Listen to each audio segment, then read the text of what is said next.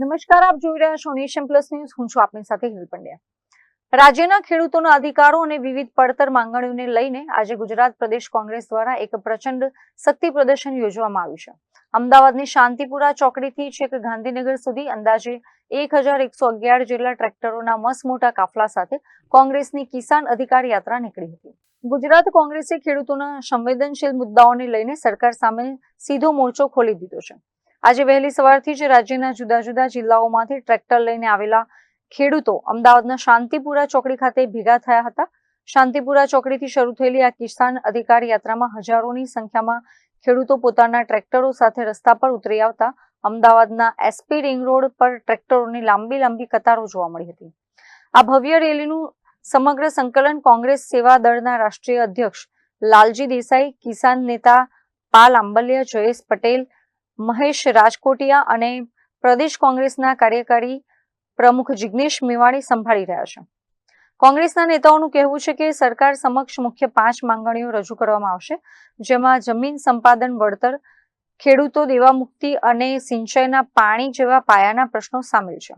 શાંતિપુરા ચોકડીથી પ્રસ્થાન પામીને આ રેલી સૌપ્રથમ ઓગળજ ખાતે આવેલા શતાબ્દી મહોત્સવ મેદાનમાં પહોંચશે, જ્યાં એક વિશાળ ખેડૂત સભાનું આયોજન કરવામાં આવ્યું છે. આ મહાસભાને ગુજરાત વિધાનસભાના વિપક્ષના નેતા ડોક્ટર તુષાર ચૌધરી અને પ્રદેશ કોંગ્રેસ પ્રમુખ અમિત ચાવડા સંબોધન કરશે અને સરકાર સામે આગામી રણનીતિની જાહેરાત કરશે. આજે ગુજરાતમાં જો સૌથી વધારે કોઈની ખરાબ હાલત હોય, કોઈની પર અત્યાચાર થતો હોય, શોષણ થતું હોય ને અન્યાય થતું હોય તો જગતના તાત ખેડૂતને થઈ રહ્યું છે. ભારતીય જનતા પાર્ટીના નેતાઓ ખેડૂતોની આવક બમણી કરીશું, ખેડૂતો મારુતિ કાર લઈને પરસેવા નરેન્દ્રભાઈ ભાષણો કરતા. આજે ખેડૂતના ખેતરમાં જબરજસ્તીથી અદાણી અને બીજી કંપનીઓના વીજ પોલ ઉભા કરવામાં આવે છે. એનું જ્યારે વળતર માગે, એના માટેના સમય માગે, પાકની નુકસાની માગે, ત્યારે પોલીસ દ્વારા એને લાકડીઓ મારવામાં આવે છે. મહિલાઓ પર અત્યાચાર થાય છે અને પોલીસ ને પ્રશાસન જાણે આ કંપનીઓની દલાલ બની ગઈ હોય એવી રીતે વર્તી રહી. એક બાજુ ખાતર ના મળતું હોય, નકલી બિયારણથી લોકો પરેશાન હોય, મોંઘવારીથી પરેશાન હોય, ખોટી જમીન માપણી થતી હોય, સિંચાઈનું પાણી ના મળતું હોય, પૂરતી વીજળી ના મળતી હોય અને ઉપરથી જમીનોના કબજા લેવા માટે જમીન માપણીના પ્રશ્નો લઈને આ તમામ મુદ્દાઓને લઈને વારંવાર આંદોલનો થયા, વારંવાર રજૂઆત થઈ. રોજ આપણે મીડિયામાં અત્યાચારોના દ્રશ્યો જોઈએ છે, પણ સરકારના પેટનું પાણી હાલતું નથી. અને એટલા જ માટે ગુજરાત પ્રદેશ કોંગ્રેસ સમિતિ, કિસાન સેલ અને બધા જ કિસાન સંગઠનો સાથે મળી અને આ ટ્રેક્ટર યાત્રા લઈને, કિસાન અધિકાર યાત્રા લઈને ગાંધીનગર કૂચ કરી રહ્યા છે.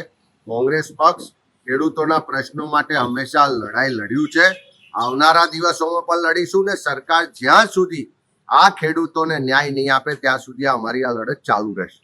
અત્રે ઉલ્લેખનીય છે કે ખેડૂતોની આ ટ્રેક્ટર કૂચને રોકવા માટે પોલીસ તંત્ર પણ હરકતમાં આવ્યું છે. કાયદો અને વ્યવસ્થાની સ્થિતિ જળવાઈ રહે તે માટે જ ઓગણજ અને ગાંધીનગર બોર્ડર પર લોખંડી બંદોબસ્ત ગોઠવી દેવામાં આવ્યો છે.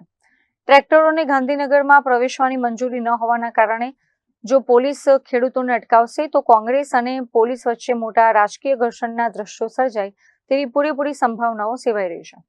Bureau report, Nation Plus News, Ahmedabad. સમાચારોના સતત અપડેટ મેળવવા માટે અમારી નેશન પ્લસ ન્યૂઝની યુટ્યુબ ચેનલને સબસ્ક્રાઇબ કરો, બેલ આઇકન દબાવો અને જોડાયેલા રહો ફેસબુક, ઇન્સ્ટાગ્રામ અને ટ્વિટર પર.